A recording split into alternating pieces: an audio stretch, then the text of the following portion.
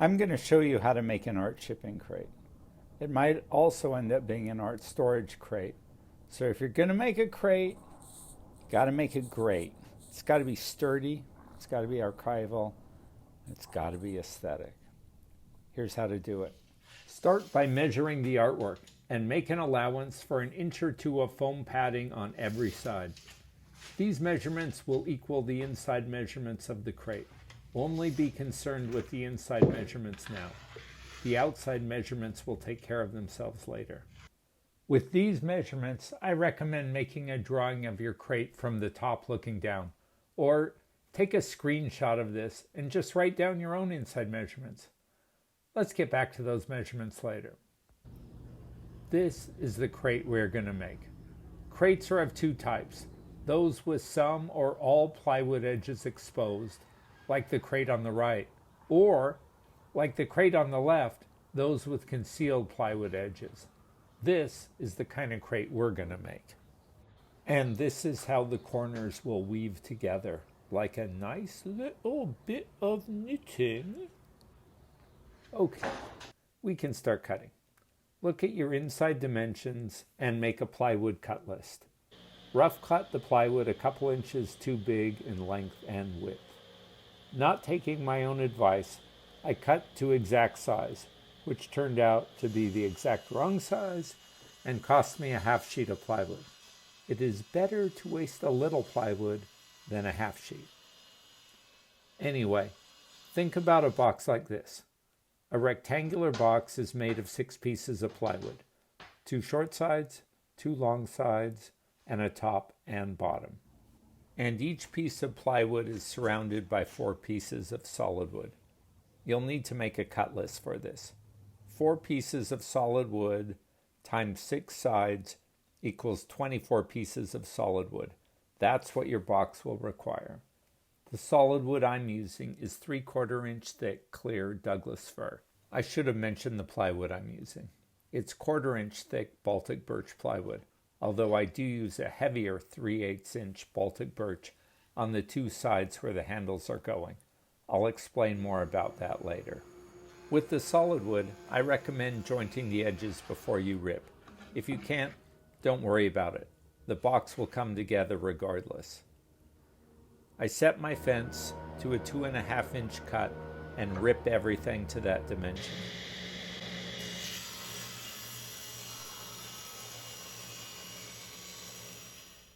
The next step is to make 4 corners. These 4 corners are made from the 8 uprights marked with a piece of yellow tape. Cut the length of the upright to match the desired inside height.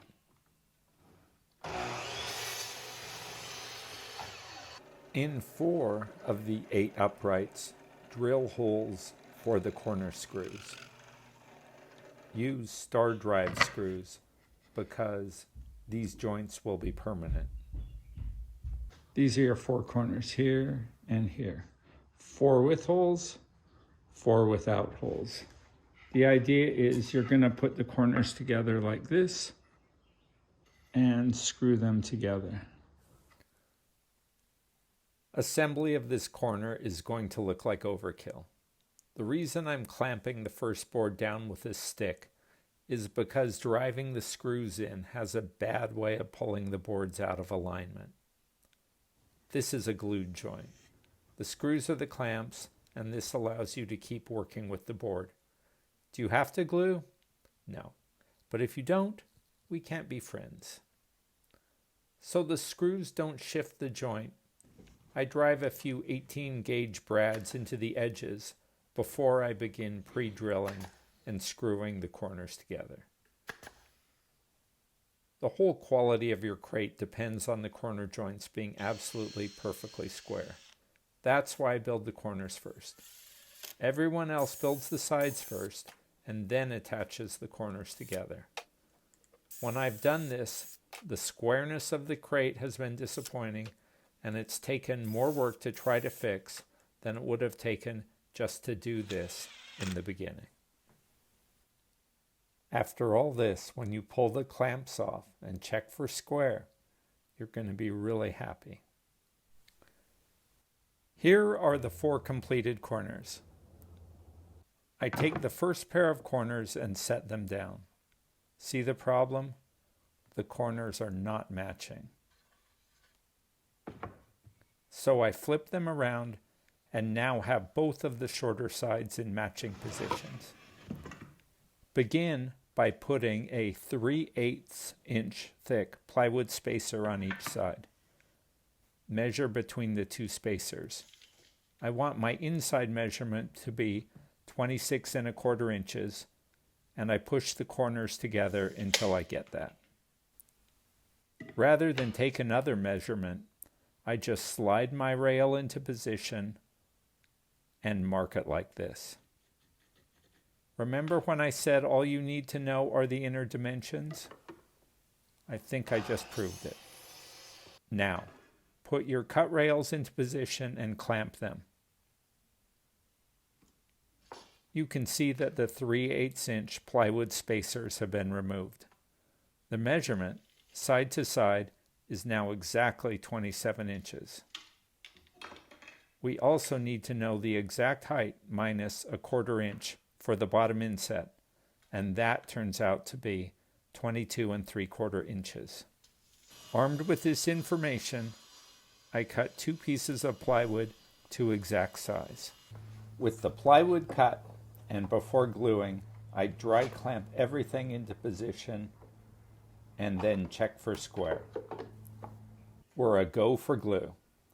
I'm brushing a heavy coat of Tight Bond 3 on the solid wood first, and then brush it onto the plywood, which is extra thirsty stuff. That 1/4 inch spacer goes in before I lay the plywood down. That's the allowance for the inset bottom panel.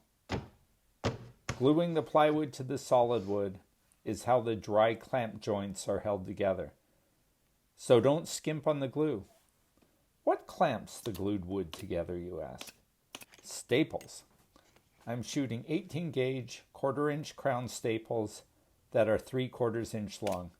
Staples are the clamps in this kind of crate making. First side done. Check out the 1/4 inch gap. I made another long side to match the first, and here they are together on the floor. Now I'm getting ready to put in the end pieces. The clamping is very much the same as the first side. This board holds it down. This board pushes it in and holds it tight against the backer board. This board holds that board in. The clamps here and here and here and there pull this together. This is a dry joint, no glue on it. The glue will all go here, and then the staples and the glue there form the joint here. I took measurements for the 3/8 inch thick plywood end piece and cut it to exact size on the table saw. Now I'm trying a test fit, inserting a 1/4 inch spacer. You can see I added 2 pieces of thick tape on top of my spacer to buy myself a little insurance. Brush on the glue. This time I'm starting with the plywood first. It doesn't matter which side goes first. Dropping the glued plywood into position and clamping everything together with staples. The box is complete, if only. It is in need of a top and bottom. Right now, I'm taking measurements for the top. You might notice this is the first time in the project that I'm taking any of the outside measurements. At this point, they are necessary. I'm looking for a total measurement of 17.5 inches, and this is a little trick that saves time. Biscuit time. Because the assembly method of the top and bottom are different than the sides, it will be necessary to biscuit the joints together before attaching the plywood. If you don't have a biscuit joiner, now is a good time to borrow one. After you check for square, and I did, clamp each end together and recheck for square. Unfortunately, you will have to wait for this to dry before drilling the holes. It's dry, and I'm drilling the holes that go around the top's entire perimeter. With the holes drilled, I'm carefully lining up the top with the assembled sides. Once I'm very sure all edges are flush, I shoot a few pin nails in. I use 23 gauge 1-inch pins. These pins temporarily secure the lid from shifting while I drill.